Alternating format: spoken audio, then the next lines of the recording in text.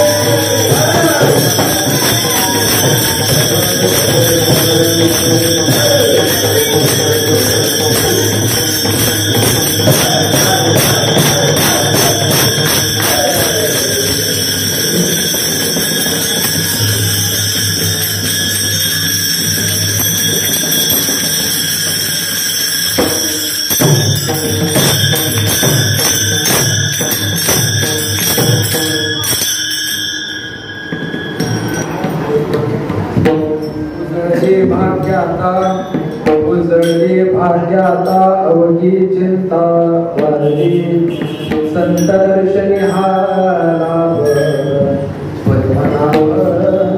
जोडीला संपुष्ट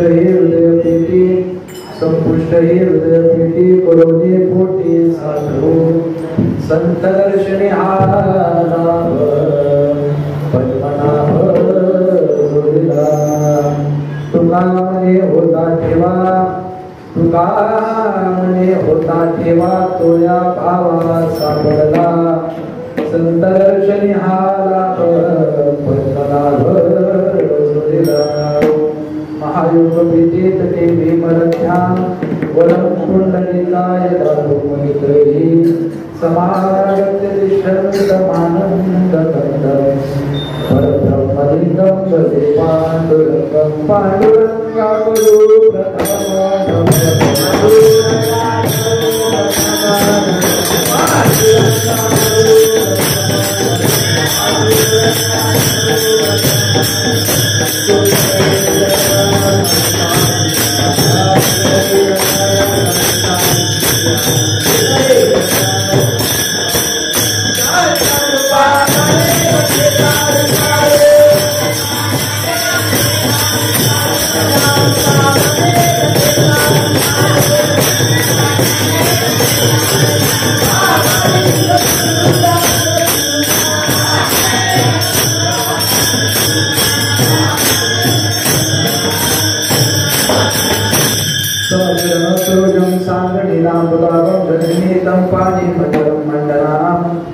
तुलसीमाला कंदरं कंजनेत्रं सदयदोलहासं विठ्ठलं चिन्तयामि मनोजवं मारुततुल्यवेगं जितेन्द्रियं बुद्धिमतां वरिष्ठं वातात्मजं वानरयूतमुख्यं श्रीरामदूतं शरणं प्रपद्ये लोकाभिरामं निरनरङ्गधीरं राजीवनेत्रं रघुवंशनाथं कारुण्यरूपं करुणाकरन्तं श्रीरामचन्द्रं शरणं प्रपद्ये मस्तकमाधापायामि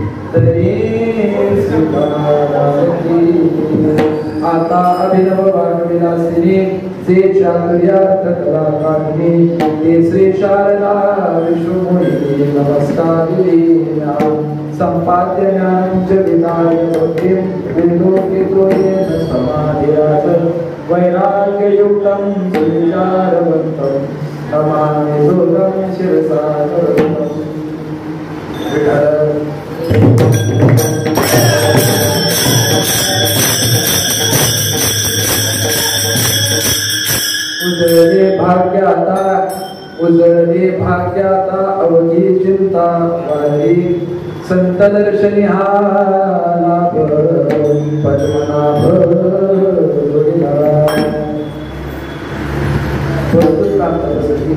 प्राप्त रूपी सेवेकरिता निवडलेला अभंग देऊचे सुप्रसिद्ध साधू सत्करुदय सम्राट विश्ववंद्य विश्वमान्य वारकरी संप्रदायाच्या कळस्थानी शोभणारे असे जगद्गुरु तुकोबाराय आणि त्यांचा 4 जन्माचा उत्कृष्ट आता संत दर्शनाच्या लाभाचा महत्व सांगणारा अभंग आहे.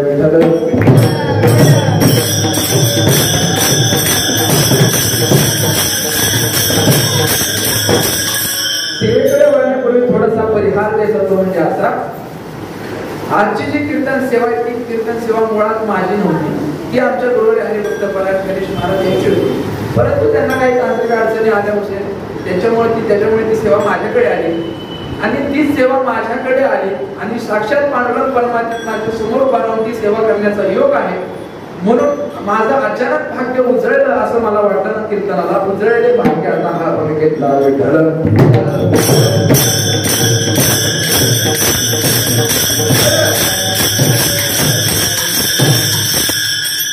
जगद्गुरु तुकोबाराय काय सांगतात तर जगद्गुरु तुकोबाराय सांगतात माझं भाग्य उजळलंय. माझं भाग्य उजळायला आलंय. माझ्या होत्या नव्हत्या तेवढ्या सगळ्या चिंता काय झाल्या तर माझ्या सगळ्या चिंता वारल्या. हे सगळं कशामुळे शक्य झाले तर जगद्गुरु तुकोबाराय सांगतात हे सगळं फक्त संतांच्या दर्शनामुळे शक्य झाले. आणि त्या संतांच्या दर्शनामुळे काय झाले तर मला पद्मनाभ मिळालाय. माझी आणि त्या पद्मनाभाची एकरूपता झाली आहे. बर आता एकरूपता झाल्यानंतर जो मला पद्मनाभ रूपी जो धन साठा मिळालाय तो जगद्गुरु तुकोबाराय सांगतात जो मला आता धनरूपी साठा मिळालाय तो काय केला मी तर संपुष्ट हे हृदय पेटी करोडी पोटी साठवू. जो मला साठा मिळालेला आहे तो मी माझ्या हृदयामध्ये साठवून ठेवलेला आहे. मग जगद्गुरु तुकोबारायला काही जणांनी प्रश्न केला का हो जगद्गुरु तुकोबाराय ह्या परमात्म्याला भेटण्याकरिता ह्या परमात्म्याला मिळवण्याकरिता तुम्ही कुठे गेले होतो. तेव्हा जगद्गुरु तुकोबाराय सांगतात ह्या परमात्म्याला मिळवण्याकरिता मला दुसरीकडे कुठेही जाण्याची आवश्यकता लागली नाही. का तर तुका म्हणे होता ठेवा तो या भावाला सापडला. असा आहे आपण आता सरळ सरळ असा भावार्थ विठ्ठल.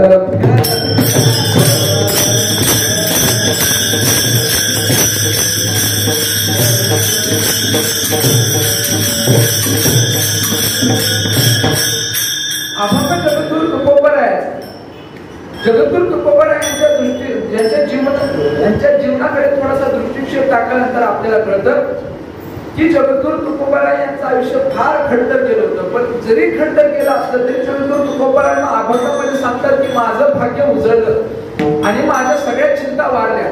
सगळ्या चिंता वाढल्या. या अति जगद्गुरु तुकोबारायच्या आयुष्यामध्ये चिंता असतीलच की किती जगद्गुरु तुकोबारायच्या थोडस जीवनाकडे आपण लक्ष दिल्यावर आपल्याला कळतं जगद्गुरु तुकोबाराय अवघे 17 वर्षाचे होते. अवघे 17 वर्षाचे असताना जगद्गुरु तुकोबाराय यांच्या डोक्यावरचं पितृक्षेत्र हरवलं होतं. कालांतराने थोड्याच दिवसामध्ये आई देखील वारल्या होत्या. मोठे बंधू तीर्थयात्रेला निघून गेले होते. जो काही सावकारीचा धंदा चालू होता तो सगळा ठप्प पडला होता. आता जगद्गुरु तुकोबारायकडे खायला पैसे उरले नव्हते. काहीच उरलेलं नव्हतं. इतक्या मेहनतीने जगद्गुरु तुकोबारायाने माझ्या अभंगाने लिहिलेल्या गाथा वगैरे सगळं लोकांनी इंद्रायणीमध्ये बुडवलं होतं. जगद्गुरु तुकोबाराय रस्त्यावर जरी चालले तरी जगद्गुरु तुकोबारायला काही जण भंडे मारत असत. काही जण जगद्गुरु तुकोबारायच्या अंगावर शेर टाकत असत. अशा एवढ्या चिंता असताना जगद्गुरु तुकोबाराय म्हणतात माझं भाग्य उजळलं.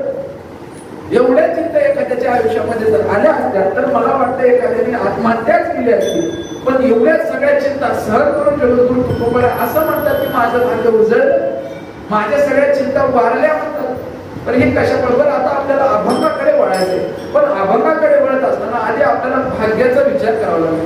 जगद्गुरु तुकोबाराय अभंगामध्ये काय उजळलं म्हणतात तर भाग्य उजळलं म्हणतात. पण नेमकं भाग्य म्हणायचं कशाला.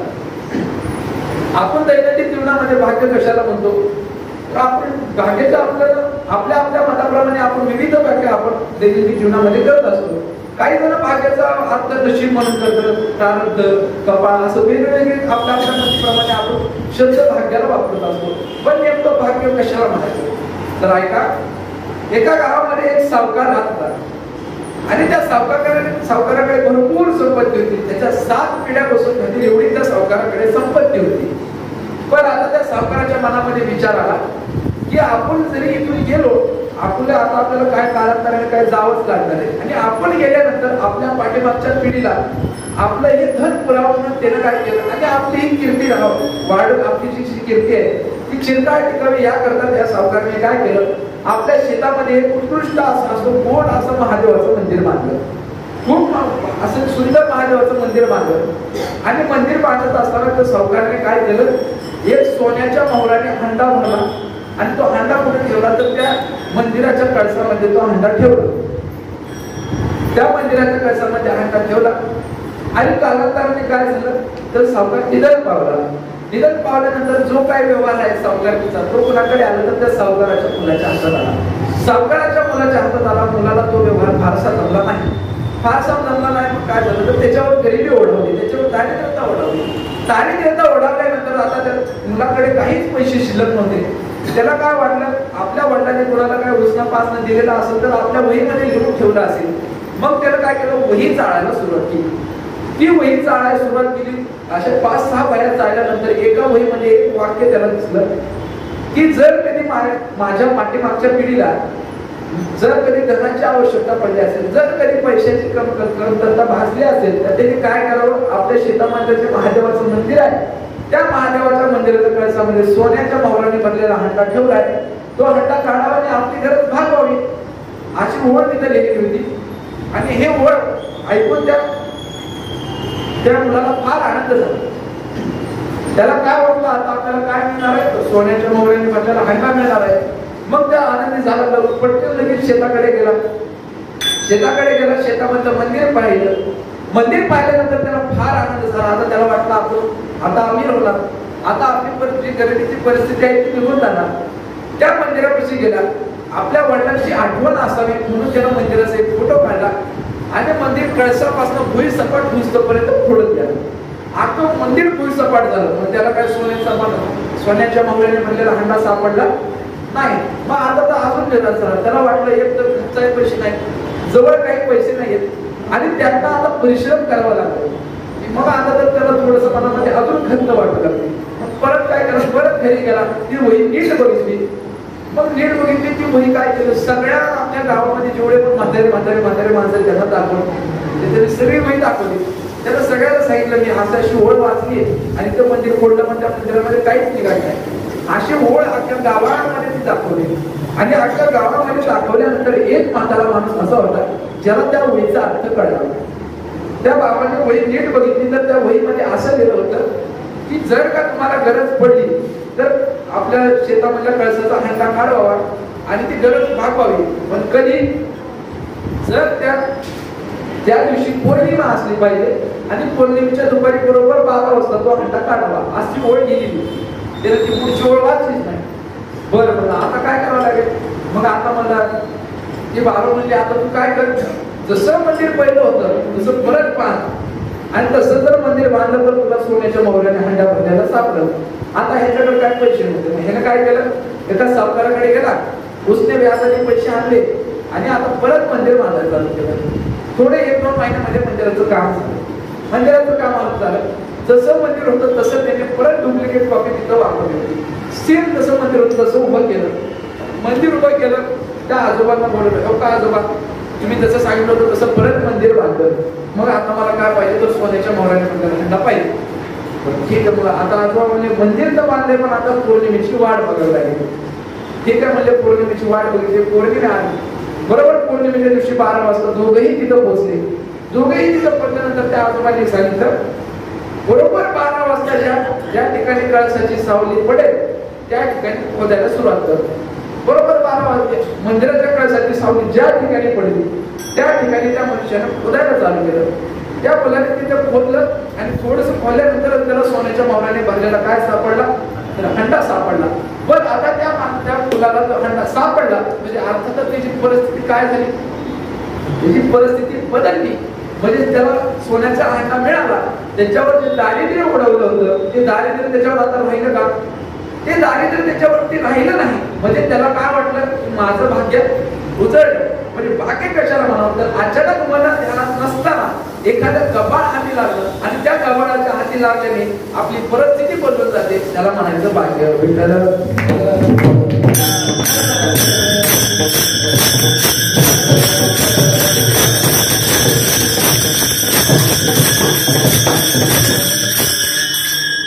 मग आता जगद्गुरू सांगतात की भाग्य, आता ह्याला भाग्य कशाला म्हणायचं हे तर कळलं. पण शास्त्रामध्ये भाग्य सांगत असताना भाग्याचे 3 प्रकार केले. मग शास्त्रामध्ये भाग्य सांगले भाग्याचे 3 प्रकार कोणते, तर एक ऐहिक भाग्य, दुसरं पारलौकिक भाग्य आणि तिसरं परम भाग्य. मग ऐहिक भाग्य कशाला म्हणावं, तर ऐका, या संसारामध्ये जगत असताना या संसाराशी निगडीत जे वाटेला येणारं सुख दुःख असतं किंवा या संसाराशी निगडीत जे भाग्य असतं त्याला काय म्हणायचं, तर ऐहिक भाग्य म्हणायचं. मग ऐहिक भाग्यामध्ये पहिला प्रकार आहे का, भगवंताने आपल्याला हा नरदेह दिलाय. भगवंताने आपल्याला हा नरदेह दिलाय. मग हे कसे, पहिलं भगवंताने आपल्याला जन्माला घातलं हेच भाग्य आहे बरं का. भगवंताने आपल्याला जन्माला घातलं. जर भगवंताने आपल्याला जन्माला घातलं त्याला भाग्य म्हणता येईल का, नाही. तर भगवंताने आपल्याला जन्माला घातलं हे कसं आहे आपलं प्रथम भाग्य आहे. बस भगवंताने आपल्याला जन्माला घातलं, नरदेहामध्ये जन्माला घातलं आणि आपल्याला उत्कृष्ट असा नरदेह दिला. जर भगवंताने आपल्याला जन्माला घातलं असतं आणि जर आपल्याला एखादा हात दिला नसता, एखादा पाय दिला नसता, तर मग त्याला भाग्य म्हणता येतं का? त्याला भाग्य म्हणता येत नाही. जर आपण जन्माला आलो असतो आणि जर जन्माला आल्यानंतर आपल्याला जर भगवंताने एक डोळा दिला नसता किंवा दोन्ही डोळे दिले नसते, मग त्याला भाग्य म्हणता येतं का? नाही. मग भगवंताने आपल्याला जर सुदृढ नरदेह दिलाय ना, जो सुदृढ नरदेह आपल्याला भगवंताने दिला, आपल्याला 2 हात दिले, 2 पाय दिले, 1 तोंड दिले, कशाकरता दिले? तर जगद्गुरु तुकोबाराय सांगतात, दिले इंद्रिय हात पाय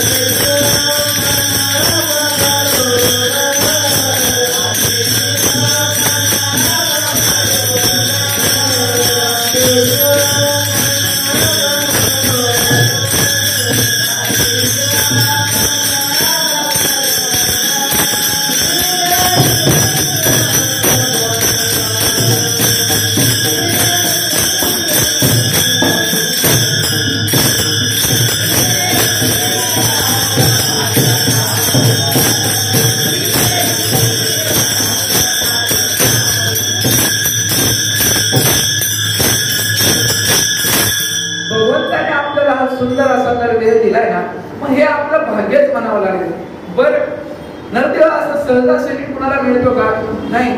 जगद्गुरु तुकोबाराय सांगतात, परवे झाले आलोया जन्मासी, जोड जोडिले मनुष्य ध्यासी, महालाभाची उत्तम राशी, देणे सर्व सुखाशी पात्र होईल. जगद्गुरु तुकोबाराय म्हणतात, बरोबर झालं बाबा, आम्ही जन्माला आलो, आम्हाला हा नरदेह मिळाला, पण हा नरदेह मिळाला आणि हा नरदेह कशाच्या कारणे मिळाला? का तर ह्याने आपण काय करायचं, आपण सर्व सुख प्राप्त करून घेऊ शकतो. हा भगवंताने आपल्याला नरदेह दिला, म्हणजे हे आपलं काय भाग्य. पण भगवंताने नरदेह दिला भाग्य, भगवंताने आपल्याला सुदृढ नरदेह दिला, ते दुसरं नंबरचं भाग्य. बरं भगवंताने आपल्याला जन्माला कुठं घातलंय, तर आपल्याला पवित्र अशा भूमीमध्ये, म्हणजे संतांच्या भूमीमध्ये आपल्याला जन्माला घातले, महाराष्ट्रामध्ये आपल्याला जन्माला घातले, त्यातल्या त्यात पावन असणाऱ्या देशामध्ये आपल्याला जन्माला घातले, उत्तम अशा कुळामध्ये जन्माला घातले. जगद्गुरु तुकोबाराय सांगतात, पवित्र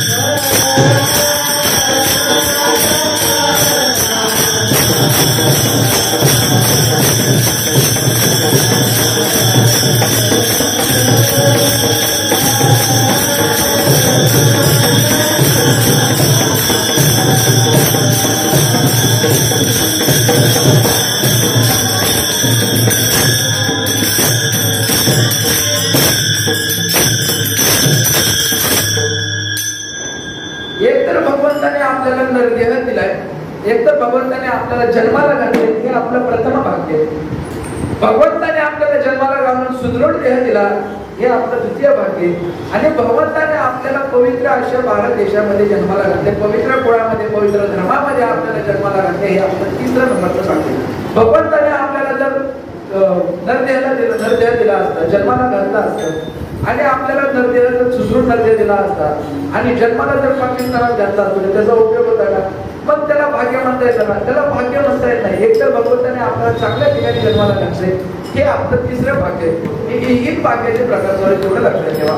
मग ह्या सगळ्या गोष्टी आता कशाशी निगडीत आहेत? तर संसाराशी निगडीत आहेत. एक तर भगवंताने आपल्याला जन्माला घातलं, प्रथम भाग्य, सुदृढ नरदेह दिला, द्वितीय भाग्य, आणि या पवित्र अशा देशामध्ये जन्माला घातले, तृतीय भाग्य.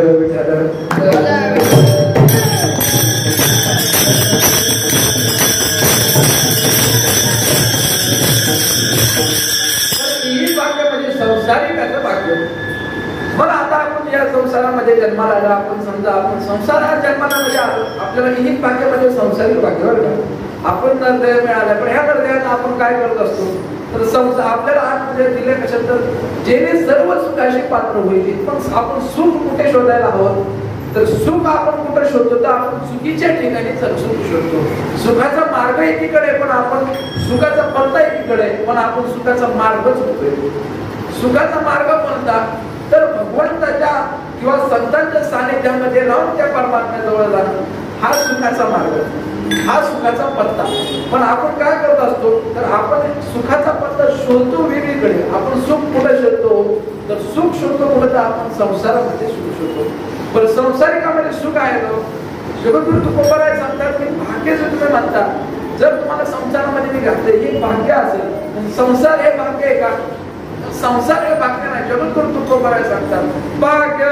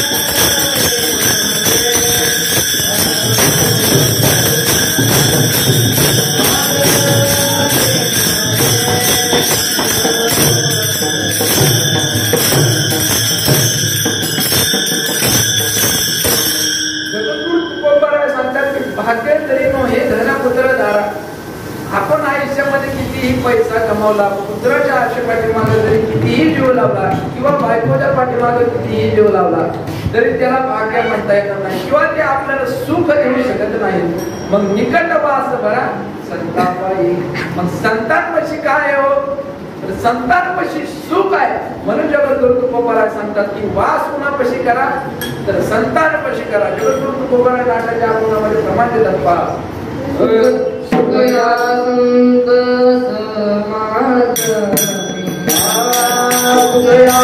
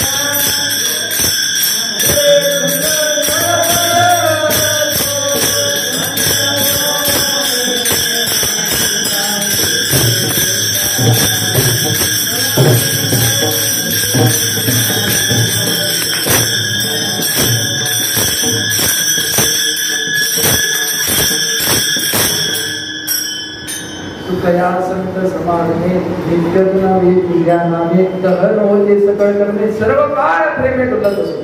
आपण सुख शोधतोय कुठं तर सुख आपण शोधतोय संसारामध्ये, पण सुख संसारामध्ये नाही. सुख कोणाकडे आहे? संतांच्या सानिध्यात गेल्यामध्ये सुख आहे. आपण काय करतो? सुख शोधतो संसारामध्ये. आपण काय करत असतो?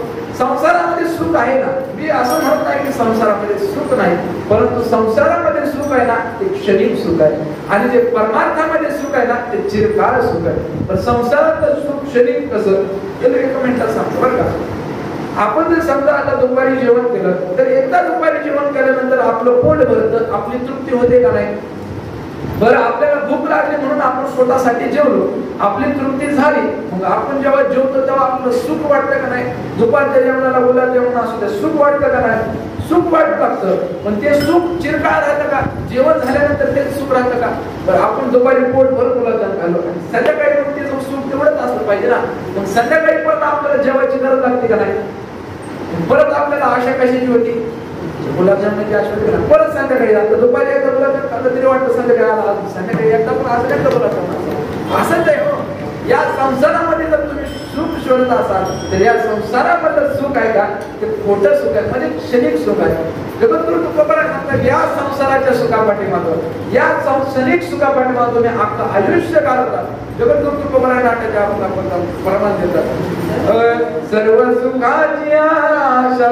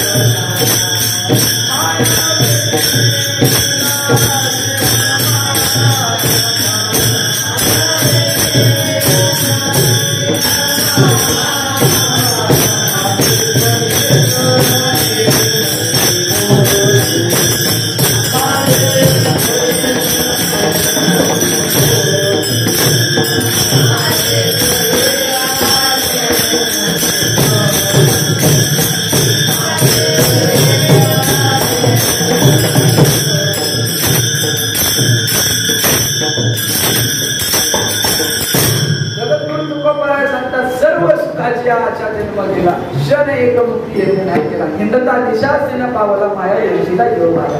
जगद्गुरु तुकोबाराय सांगतात या संसाराच्या सुखापाठी, या क्षणिक सुखापाठी तुम्ही काय करता तर अख्खा आयुष्य कशापासून करता तर संसारामध्ये करता. ज्या ठिकाणी फक्त क्षणिक सुख आहे, चिरकाळ सुखासाठी कुणाकडे जायचंय तर संतांचा हात धरायचा आहे, आणि कुणाकडे जायचंय तर त्या परमानंदाकडे जायचंय. एकदा का त्या दुःखाची निवृत्ती झाली आणि त्या परमानंदाची प्राप्ती झाली म्हणजे काय झालं? आपल्याला मोक्ष मिळाला. आणि हा मोक्ष कुणाच्या ठिकाणी आहे तर त्या संतांच्या सानिध्यामध्ये गेल्यानंतर, त्या परमानंदापर्यंत गेल्यानंतर आपल्याला हा मोक्ष मिळतो. आणि जेव्हा हा मोक्ष आपल्याला प्राप्त होतो तेव्हा अख्ख्या आयुष्याचं सुख होऊन जातं. आणि जेव्हा आपल्याला हे सुख पुन्हा कोणापाशी मिळतं तर त्या भगवान पांडुरंग परमात्म्यापाशी गेल्यावर मिळतं. विठ्ठल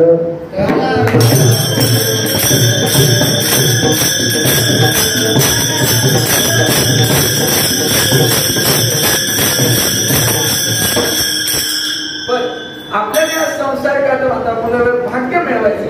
पण आपल्याला आता हे आता आपण जेवढं पण संसाराविषयी गेलो आपल्याला संतांच्या सानिध्यामध्ये जाण्याचं भाग्य सहज प्राप्त होतं का?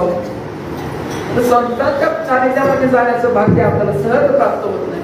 मग भाग्याचा दुसऱ्या 2 नंबरच्या भाग्याचा विचार करावा लागतो. कोणतं भाग्य 2 नंबरचं तर पारलौकिक भाग्य. ही भाग्य झालं तर पारलौकिक भाग्य. पण पारलौकिक भाग्य कशाला म्हणावं? पण आपल्या कर्मानुसार आपल्याला स्वर्गवास मिळणार आहे किंवा नरकवास मिळणार आहे या दृष्टीवरून जे भाग्य ठरतं त्याला काय म्हणायचं? पारलौकिक भाग्य म्हणायचं. पण पारलौकिक भाग्य कशावरून ठरतं तर कर्मावरून पारलौकिक भाग्य ठरतं. पण या आता कर्म म्हणजे कर्माचा विषय सांगतो. शास्त्रामध्ये प्रामुख्याने 2 प्रकारची कर्म सांगितली जातात. एक विहित कर्म, दुसरं निषिद्ध कर्म. पण विहित कर्म म्हणजे कोणती कर्म तर चांगली कर्म. निषिद्ध कर्म म्हणजे वाईट कर्म. आता निश्चित आहे आपण जर विहित कर्म केली, आपण जर चांगली कर्म केली तर आपल्याला काय मिळणार आहे? स्वर्गवास मिळणार आहे. आणि जर आपण निषिद्ध कर्म केली, वाईट कर्म केली तर आपल्याला काय मिळणार आहे? नरकवास मिळणार आहे. मग मला एक जणांनी प्रश्न केला, का महाराज मला तुम्ही विहित कर्म सांगता, निषिद्ध कर्म सांगता? आता तर मी कर्म करत असेल तुम्ही काय बघाय मला कर्म काय करावं? म्हणलं बाळा मी नाही काय बघत पण एक जण बघतो म्हणलं कोण? त्याला मी एक दृष्टांत सांगितलं. तर दृष्टांत असं होता, एक गाव होतं आणि त्या गावामध्ये एक गुरुजी असं कोकणात 15-20 जण फिरायचे म्हणून एक त्या गावामध्ये एक गुरुजी आहे आणि त्या गुरुजीने त्या गावामध्ये गुरुकुल स्थापित केलं. जे गुरुकुल स्थापित केलं मग आता गावातल्या काही जणांनी विचार केला तर आता आपले मुलं इकडं असं मोकळ सोडण्यापेक्षा त्या गुरुकुलमध्ये नेऊन टाकावं म्हणून त्या गुरुकुल नवीन चालू केलं. त्या गुरुकुलमध्ये 20-25 मुलं घेऊन सगळ्या पालकांनी आणून ठेवली. नवीन गुरुकुल चालू होतं. पहिला पाठ होता, वर्षाचा पहिला पाठ भरला. पहिला पाठ सुटला आणि पाठामध्ये असं की एक पाठ असायचा आणि त्या पाठामध्ये असं बरोबर 20-25 मुलं असं समोर येऊन बसायचे. समोर बसायचे पाठ चालू व्हायचं. गुरुजी सगळ्या मुलांना शिकवायचे. असं शिकवायचे. सर्व मुलं हुशार होती बरं का. सर्व मुलं बरोबर कान घेऊन पाठ ऐकायची. पण त्यातला एक मुलगा असता त्याला काहीच येत नाही. त्याला फक्त काय लागायचं, त्याला खाता यायचं, झोपता यायचं, ह्याच्याशिवाय दुसरं काहीच करतो.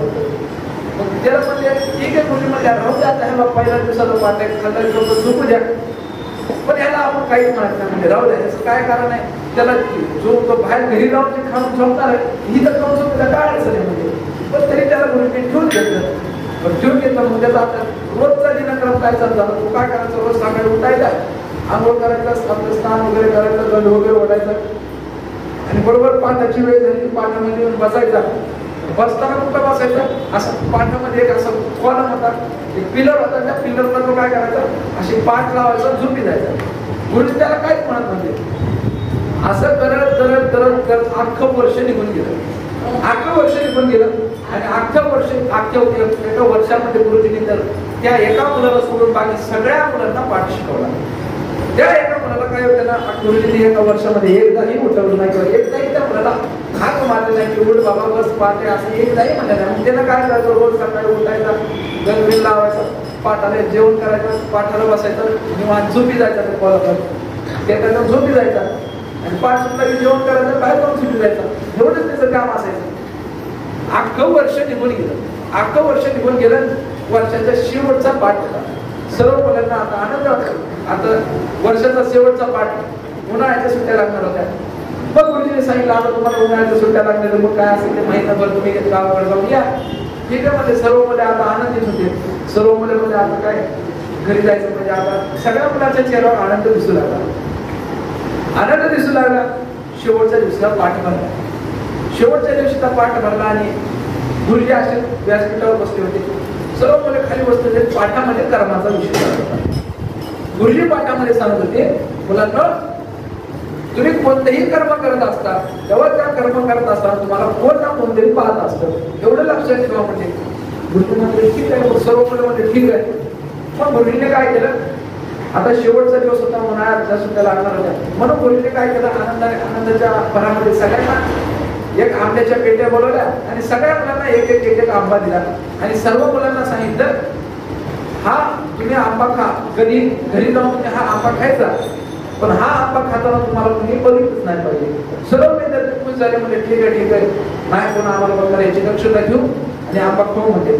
आणि गुरुजींनी पाठामध्ये तर काय सांगितलं होतं की प्रत्येक कर्म करत असताना तुम्हाला कोण ना कोणतरी पाहत असतं, असं गुरुजींनी पाठामध्येच सांगितलं होतं. आणि गुरुजींनी परत काय सांगितलं की आंबा खाताना कोणी बघितलं नाही पाहिजे. सर्व पहिले आंबा घेऊन आपापल्या घरी गेली. 1-1.5 महिन्याचा काळ निघून गेला. काय निघून गेला, परत गुरुकुल भरलं. गुरुकुल भरल्यानंतर सर्व विद्यार्थी त्या ठिकाणी आले, गुरुजी त्या ठिकाणी आले आणि पहिला पाठ भरला. वर्षाचा पहिला पाठ भरला. आणि गुरुजीने पहिल्यापासून आता सगळ्यांना प्रश्न विचारला, आंबा कुठे? ते म्हणला आंबा खाल्ला की म्हणला. बरं आंबा खाल्ला, कुठं खाल्ला? म्हणला गुरुजी आमच्या इथं 2 एकर ऊस लावला. ऊसाला पाणी द्यायला गेलो, त्या निमित्तानं म्हणला आंबा पण खायला म्हणून आंबा सोबत घेऊन गेलो. ऊसाला पाणी देतो, बरोबर 2 एकरच्या ऊसाच्या मध्ये गेलो आणि तिथं जाऊन आंबा खाल्ला. मला तिथं मला कोणी पाहिजेच नाही. मला गुरुजी म्हणजे बस म्हणजे काय, दुसऱ्याला उठवलं. ते म्हणला गुरुजी म्हणला आमची अंधारी खुली आहे. मला आमचं जुनं घर जुना वाडा आहे आणि जुन्या वाड्यामध्ये अंधारी खुली असायची, त्यामुळे उजाड नसते. आणि त्या उजाड तिथं गेलो, मला त्या खुलीमध्ये आंबा खाल्ला. बरं तिसऱ्याला उठवलं. तिसरा म्हणला आमच्या घरी पलंग आहे. म्हणला त्या पलंगच्या खाली गेलो, आंबा खाल्ला, कोणी पाहिलं नाही मला. बरं सगळ्याला विचारलं, सगळ्यांनी असं काहीतरी सांगितलं, एक सांगितलं इकडे जाऊन खाल्ला, तिकडे जाऊन खाल्ला. पण शेवटी ज्या मुलगा अख्ख्या वर्षभर त्याला झोप काढली त्या मुलाची बायको, त्या मुलाला उठवलं, विचारलं आंबा कुठे? ती काय म्हणा, काय मला खिशात घालून आणला. गुरुजी म्हटले कसं काय? तेव्हा म्हणला गुरुजी मी तुमच्या वर्षभरात एकही पाठ ऐकला नाही, पण नेमकं ज्या दिवशी तुम्ही सुट्टीचा विषय काढला त्या दिवशी काय मला झोपच लागलेला आहे. मग मला त्या सुट्टीच्या उत्साहामध्ये मला झोप लागली नाही, म्हणून मी तुमचा पाठ त्याच दिवशी ऐकला. मला बरं मग गुरुजी म्हणले काय सांगितलं तुम्ही पाठात? तुम्ही म्हणले गुरुजी की तुम्ही प्रत्येक कर्म करत असताना तुम्हाला कोणता कोणते पाठ असतं. गुरुजी म्हणले बरोबर आहे. मग काय झालं? मग मला तसंच झालं. मला मी पण गेलो, मला आमच्या घरी 2 एकर ऊस आहे. बरोबर 2 एकरच्या ऊसाच्या मध्ये गेलो आणि आंबा खाण्याचा प्रयत्न केला. आंबा खाण्याकरता असं थोडंसं वरती बघितलं तर मला त्या सूर्याची माझी नजर एक झाली. मला वाटतं की सूर्य माझ्याकडे पाहतोय काय, म्हणून मी ते आंबा खाल्लाच नाही. बरं म्हणून काय केलं, मग मला आम्ही गेलो आमच्या इथं घरी गेलो. म्हणला संध्याकाळी उशीर झाला होता, अंधार पडला, रात्र झाली, म्हणून काय केलं जेवण वगैरे झालं होतं आणि शतपावली करायला बाहेर आलो. अशा मोकळ्या पटांना मध्ये आलो. आता अंतर झाला, आता सूर्य तर आपल्याला पाहणार नाही, म्हणून पाहणार नाही म्हणून परत आंबा काढला, खायला गेलो. वरती त्या चंद्राला मला बघितलं. आता डोळ्यामध्ये बरं मग काय केलं, मग मला मी पण पाठ खाली गेलो. मला पलंगा खाली गेलो आणि नेमकं तिथं सावली माझी मला दिसली. मला मग मी तिथं पण आंबा खाल्ला. मग कुठे गेला आधाराकडे गेलो, पण तिथं मला वारच लागू लागला. मला वाटतं ते वारं माझ्याकडे पाहतंय काय या असं मला वाटलं, म्हणून मी तिथं आंबा खाल्ला नाही. मग गुरुजी म्हणले मग आंबा काढला, ती काय मला खिशात घेऊन आलो. मला मग गुरुजी म्हणले हा एकटा विद्यार्थी पास आणि बाकी सगळे 20 विद्यार्थी नापास. कशामुळे? तर गुरुजीने सांगितलं होतं की पाठामध्ये सांगितलं की आपण प्रत्येक कर्म करत असताना आपल्याकडे कोण ना कोणतरी पाहते, या गोष्टीची दक्षता घ्या. मग कोण पाहतो आपल्याकडे? कर्म करत असताना आपल्याकडे पाहतं कोण? मग आपल्या पाप पुण्याचे, आपण जे पाप पुण्य करतो त्या पाप पुण्याचं प्रतिनिधी कोण होतं? तर हे सूर्य, चंद्र, हे 5 प्रकारचे पंचमहाभूत आहेत. ते पंचमहाभूत आपले काय होतात? तर आपण जे काही कर्म करत असतो त्या कर्माचे काय होतात? तर प्रतिनिधी होत असतात. जे कर्म आपण कर्म केले ते कुठं सांगतात? जेव्हा आपला कर्माचा न्याय निवाडा होत असतो त्या ठिकाणी ते सांगत असतात. म्हणून शास्त्रकार काय सांगतात? कर्म करताना कोणतं कर्म करा? तर विहित कर्म करा.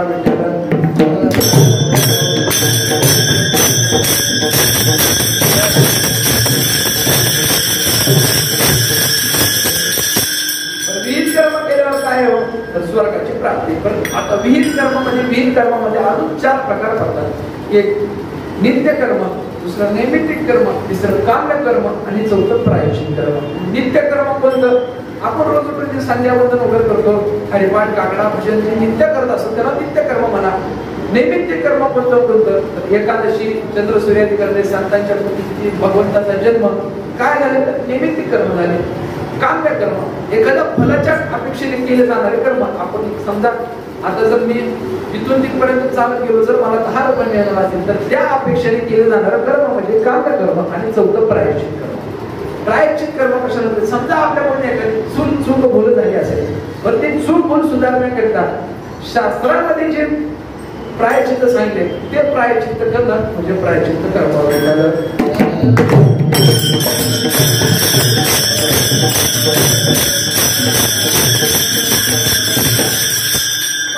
चार प्रकारचे कर्म. मग यामधलं कर्म कोणते करायचे? तर हे विहित कर्म करायचे. एकदा का विहित कर्म चालू केली तर पाठीमागचे 4 कर्म तुमच्या बरोबर सोबत येणार आहे. आणि हे 4 कर्म करत असताना तुमच्या आयुष्यामध्ये काय होणार आहे? तर पुण्याचा साठा वाढणार आहे. आणि जेव्हा तुमच्या आयुष्यामध्ये पुण्याचा साठा वाढेल त्यावेळेस तुम्हाला काय करणार आहे? संत भेटून येणार आहे.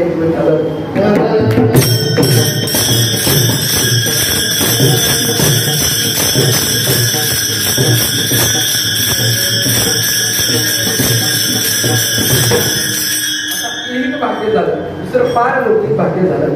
आणि आता तिसरं भाग्य कोणतं? परमभाग्य. तर परमभाग्य कशाला म्हणावं? तर आपल्या परमार्थाशी निगडीत, परमार्थाशी संबंधित जे आपल्या वाटेला येणारं सुख दुःख जे असतं, जे भाग्य असतं त्याला म्हणावं परमभाग्य. पण परमभाग्य कशाला म्हणावं? आपण या पवित्र अशा कुळामध्ये जन्माला आपल्याला आता आपण इथे जेवढे बसतो तेवढा सदैव सगळ्यांना कशाचा वास आहे? तर पांडुरंगाचा वास आहे. आपण पंढरीच्या मध्ये राहतो. हे आपलं कसलं भाग्य आहे? ते आपलं परम भाग्य आहे. आपल्या गळ्यामध्ये पवित्र तुळशीची माळ आहे, हे आपलं कोणतं भाग्य आहे? तर परम भाग्य. तर या परमार्थाशी निगडीत, या परमानंदाशी निगडीत जे सर्व भाग्य त्याला म्हणायचं परम भाग्य. मग जगद्गुरु तुकोबराय आपण सांगतायत की माझं भाग्य उजळलं. मग ते भाग्य नेमकं कोणतं? मग ते इही भाग्य का? ते इही भाग्य नाही. ते पारलौकिक भाग्य का? पारलौकिक भाग्य देखील नाही. मग ते भाग्य कोणतं? तर ते भाग्य परम भाग्य. ते परम भाग्य कसं सांगतो? जगद्गुरु तुकोबराय म्हणतात मी एकदा इंद्रायणी नदीच्या काठी निजलो होतो. आणि निजलेलं असताना मला स्वप्नामध्ये काय झालं तर माझ्या गुरुजींनी म्हणजे चैतन्य बाबांनी मला स्वप्नेमध्ये भेट दिली. आणि भेट दिली, माझं काय झालं तर जीवनाचं माझं कृतार्थ झालं. आणि जेव्हा मला संतांनी माझ्या आयुष्यामध्ये भेट दिली, त्या संतांच्या भेटीमुळे मला काय झालं तर परमानंदाची माझी एक गोष्ट झाली. म्हणजे जगद्गुरु तुकोबराय सांगतात जेव्हा मला त्या संतांनी भेट दिली तेव्हा माझं काय झालं तर माझं भाग्य उजळलं. त्या संतांच्या भेटीमुळे माझ्या सगळ्या चिंता काय झाल्या? दुरावून गेल्या. आणि माझं भाग्य उजळलं. आबाच्या प्रशंसा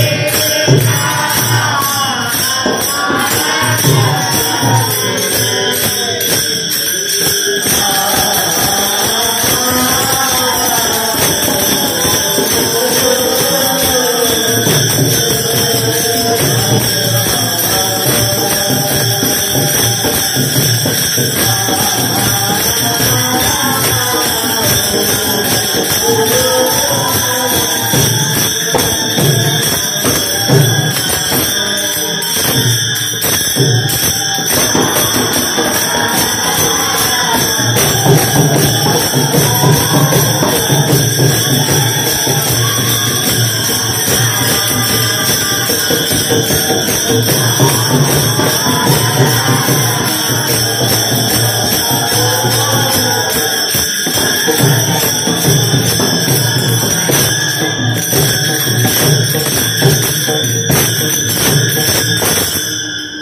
तुकोबाराय सांगतात, माझं वाक्य उचललं, माझ्या होत्या नव्हत्या तेवढ्या सगळ्या चिंता दुरावल्या गेल्या. हे सगळं कशामुळे शक्य झालं? तर संतांच्या दर्शनामुळे हे सगळं शक्य झालं. मला जेव्हा माझ्या चैतन्य बाबांनी भेट दिली, त्या भेटीमुळे काय झालं, तर त्या भेटीमुळे काय झालं, तर माझं भाग्य उजळलं, माझ्या सगळ्या चिंता वारल्या. पण संतांच्या दर्शनामुळे जगद्गुरु तुकोबाराय सांगतात, संत दर्शनी हा लाभ. पण कोणता लाभ आहे बरं संतांच्या दर्शनामध्ये? तर संतांच्या दर्शनामुळे कोणता लाभ हे करण्याकरता एक दृष्टांत देतो, फार सुंदर दृष्टांत आहे का. एकदा नारदाला हा प्रश्न पडला की नेमकं संतांच्या दर्शनामुळे काय होतं. नारदाला प्रश्न विचारला, नारदाने विचार केला, आता हा प्रश्न विचारावा कोणाकडे. हा प्रश्न पडल्यानंतर नारद कोणाकडे गेले, तर भगवंताकडे गेले. भगवंताला प्रश्न विचारला, देवा नेमकं या संतांच्या दर्शनामुळे काय होतं रे. तेव्हा मग भगवंत म्हणले, अरे हा प्रश्नाचं उत्तर काय मला माहित नाही, तू काय कर, तो मृत्यू लोकांमध्ये जा आणि एका नालीतल्या किड्याला हा प्रश्न विचारतो, नालीतल्या किडा तुला ह्या प्रश्नाचं उत्तर देईल. असं सांगितल्यानंतर नारद महर्षी परत मृत्यू लोकांमध्ये आले. एका नाली बघितली, त्या नालीच्या किड्यापाशी गेले आणि त्या नुसतं त्या किड्याकडे बघितलं आणि त्या किड्याकडे बघितल्या क्षणी त्या किड्या मृत्यू पावला.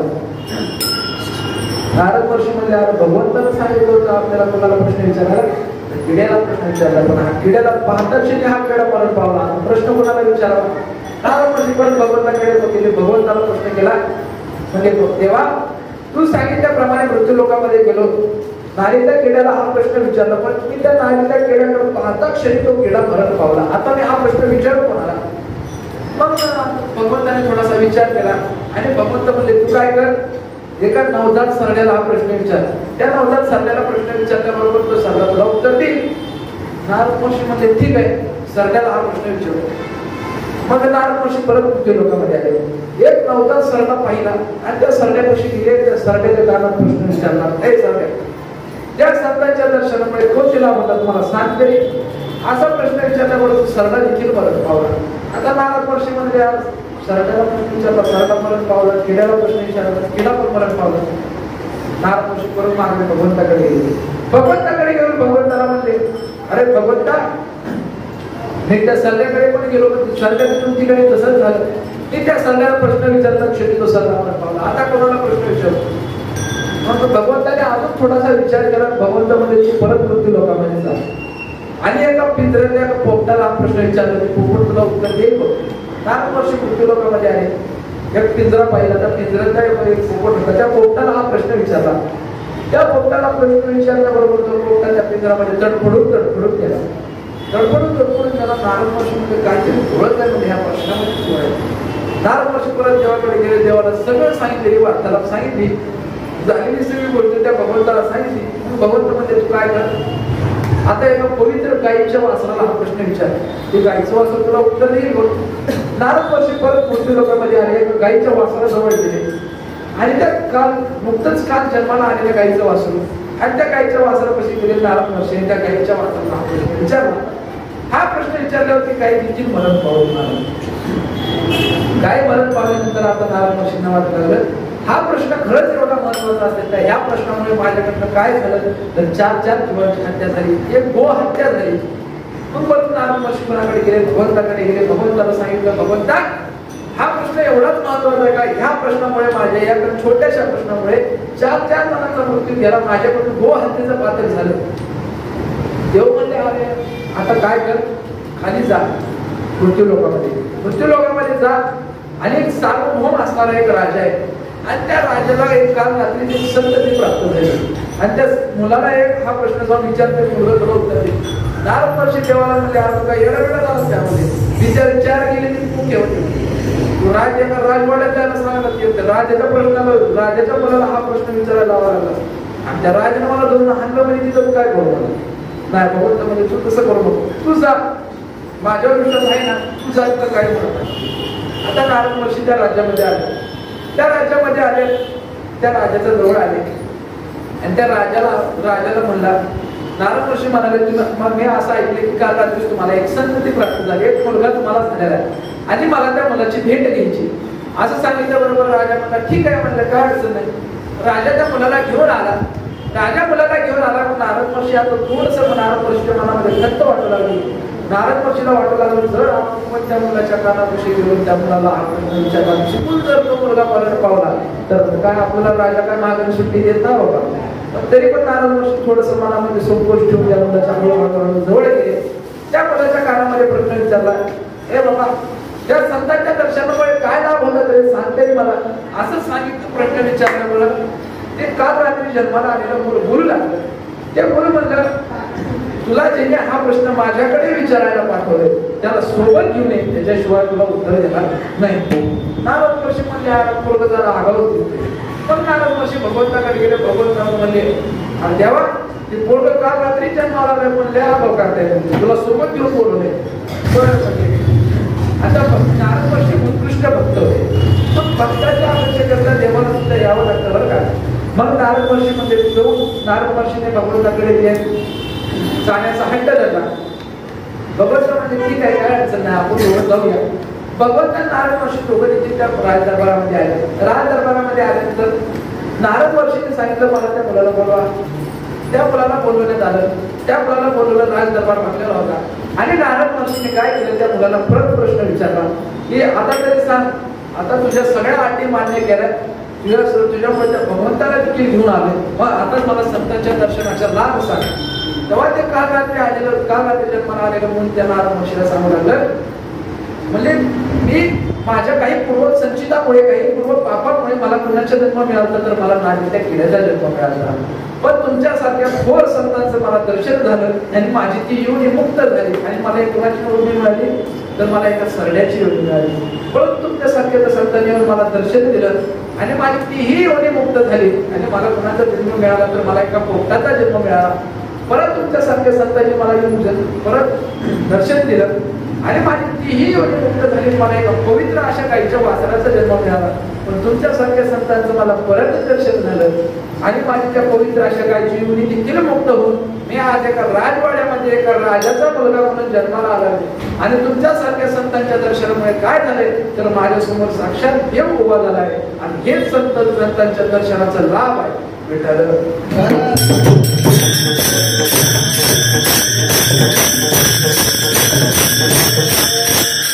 जसं नारद महर्षींना असा प्रश्न पडला होता की संतांच्या दर्शनामुळे कोणता लाभ होता, त्या मुलाने जो नारद महर्षींना लाभ सांगितला तसं ते गुरु तुकोबाराय म्हणतात की माझ्या देखील आयुष्यामध्ये असाच लाभ आला जेव्हा मला माझ्या सद्गुरु चैतन्य बाबांनी भेट दिली. म्हणजे माझ्या संतांनी मला भेट दिली तेव्हा त्या संतांनी मला काय केलं तर माझी त्या संतांनी माझी आणि त्या परमानंदाची एकरूपता घालून दिली. अभंगाचं दुसरं संत दर्शनी आला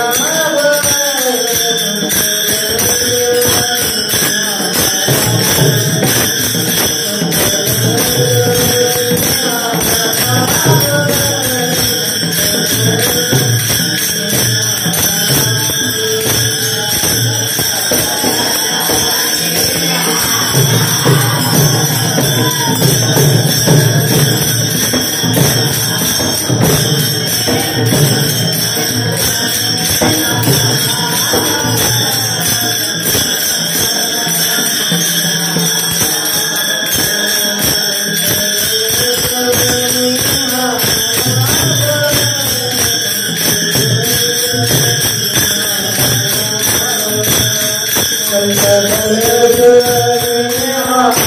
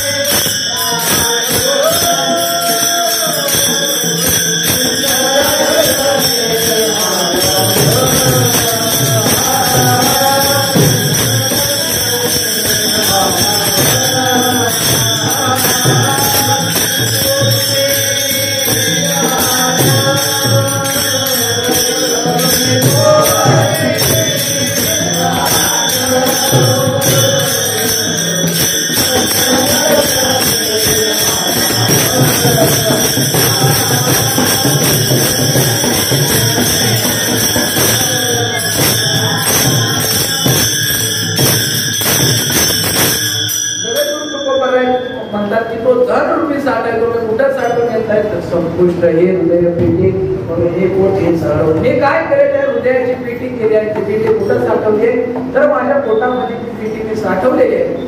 पण आता जगद्गुरु तुकोबरायला काहीतरी प्रश्न विचारला की हा जो परमानंद तुम्हाला मिळाला पण तो कुठे मिळाला. आम्हाला देखील तो परमानंद मिळावाचा आहे. मग तो परमानंद मिळवण्यासाठी आम्ही कुठे जाऊ तर जगद्गुरु तुकोबराय सांगतात तो परमानंद जर तुम्हाला मिळवायचा असेल तर तुम्हाला कुठेही जाण्याची गरज आवश्यकता नाही. तो परमानंद कुठे तो परमानंद परमानंद आपल्या ठिकाणी मूळचाच आहे. तो परमानंद आपल्या ठिकाणी फक्त आपल्या चित्तामध्ये आवरण, आपल्या चित्तामध्ये आवरण नावाचा दोष असल्यामुळे अज्ञान तो आपल्याला परमानंद कळत नाही. मग याकरता एक विचारसागरामध्ये एक फार सुंदर प्रक्रिया केली आहे.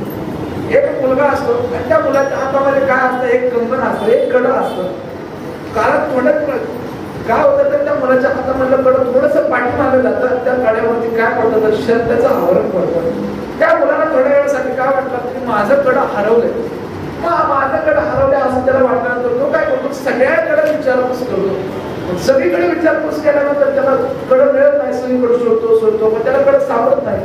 पण नंतर एक कोणतरी अज्ञात व्यक्ती त्याला काय सांगतो, अरे जे कडं तू दुसरीकडे शोधतोय ते कडं कुठे आहे तर तुझ्याच हातात आहे. असंच आपलं पण आहे. जो आपल्याला मोक्ष रूपी आपल्याला साठा पाहिजे असतो, तो धन रूपी साठा आपल्याला, परमात्मा रूपी जो धन रूपी आपल्याला साठाच पाहिजे असतो, तो साठा कोणाकडे असतो तर आपल्या ठिकाणी मूळचाच असतो. पण आपल्याला जोपर्यंत संत नावाचं कोणीतरी सापडत नाही, संत नावाचं कोणतरी असं सांगत नाही की हा बाबा जो तू साठा शोधतोय, जो परमानंद तू शोधतोयस तो तुझ्याच ठिकाणी मूळचाच आहे, असं जोपर्यंत एखादा संत सांगत नाही तोपर्यंत आपल्याला त्या स्वरूपावर काय राहतं तर अज्ञान राहतं. पण एखाद्या संतांनी जर आपलं बोट धरून आपल्याला सांगितलं की हा बाबा हा परमानंद तुझ्याच ठिकाणी आहे, जेव्हा आपल्याला अहम ब्रह्मास्मी तत्वमध्ये प्रज्ञान ब्रह्म आत्मा ब्रह्म अशा 4 महावाक्यांचा जेव्हा बोध होतो तेव्हा काय होतो तर तो परमानंद आपल्याला कळत जातो. आणि जगद्गुरु तुकोबाराय सांगतात, जेव्हा मला सांगतांनी ठरलं आणि जेव्हा मला संतांनी त्या परमानंद कुठे आहे म्हणून दाखवला, तेव्हा जगद्गुरु तुकोबाराय सांगतात त्या आवाक्याचं 4थं चरण तुका म्हणे होता देवा, तुका म्हणे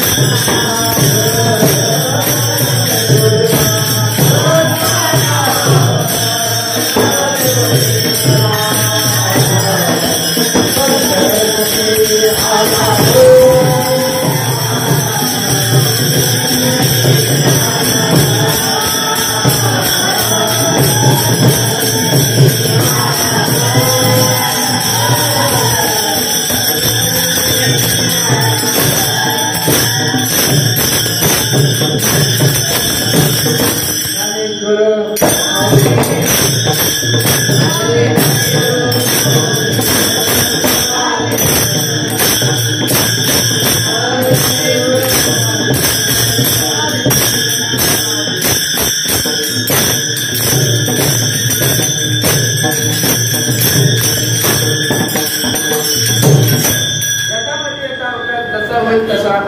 माझ्या अल्पशा बुद्धीने जसा होईल तसा अभंगाचा थोडासा भाव आता तुमच्या पुढे मांडण्याचा प्रयत्न केला. झालेली सेवा ही पांडुरंग परमात्म्याच्या ठिकाणी आमच्या गुरुवर गणेश महाराजांच्या ठिकाणी आणि तुम्हाला समस्त मायबाप असणारे तुम्ही श्रोतेवर्ग यांच्या ठिकाणी सेवा समर्पित करतो आणि सेवेला पूर्ण वेळ विठ्ठल